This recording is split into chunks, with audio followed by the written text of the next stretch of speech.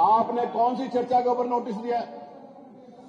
एक सेकंड, आपने कौन सी चर्चा के ऊपर नोटिस दिया? आपने कोई नोटिस दिया नहीं और वेल में आकर कहते हो चर्चा कराइए। चलिए अपने स्थान के ऊपर चलिए, 56 दिया मैंने, इसको स्वीकार किया। चलिए चलिए चलिए चलिए चलिए चलिए,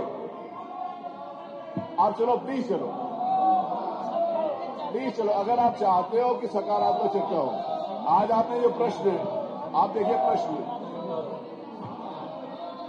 आप देखिए, प्रश्न चिकित्सा से संबंधित है, सारे महत्वपूर्ण विषय हैं, आयुष से संबंधित है, चिकित्सा से संबंधित है, खाद्य सुरक्षा से संबंधित है, बाल विकास से संबंधित है, सारे महत्वपूर्ण विषय हैं जिसके ऊपर प्रश्न लगे हैं।